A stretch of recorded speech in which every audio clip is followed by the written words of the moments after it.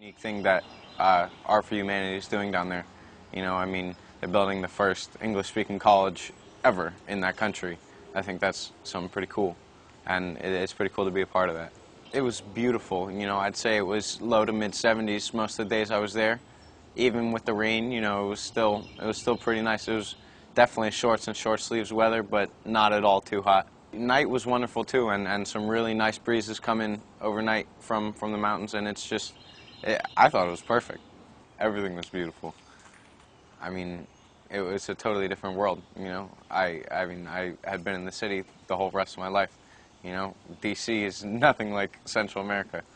So, I mean, you know, huge hills, little river, you know, animals running around all over the place. The food was delicious. Pretty simple most of the time, and not that much quantity, but definitely delicious food. Chicken, rice, beans, eggs, you know, delicious food. Well, most of the time I was actually working at the school, at the construction site, mainly just cutting adobe blocks with a machete, but, you know, really pretty strenuous work, but definitely we got a lot of work done. And the rest of the time I was working on the organic coffee farm, mainly just watering the coffee and making sure none of it died. I mean, they're kind of in a drought right now. I spoke virtually no Spanish at the time that I went down there. And so, I mean, there were people who had never heard a word of English in their life, you know? So once I kind of got the basics down, it was pretty fun to communicate with them. I mean, they're all nice people, you know? They wouldn't harm a fly. I mean, I learned what I needed to know, you know? I mean, I'm hungry, I'm thirsty, tired, where's this, where's that?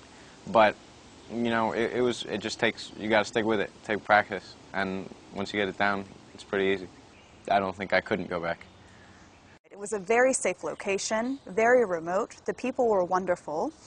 There were mountains, a river right next to the site. The food was really fantastic.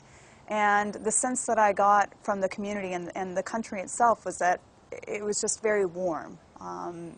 It wasn't scorching heat on the outside, nor was it a cold feeling from the locals. This is one charity where I feel like it's very easy to get involved in.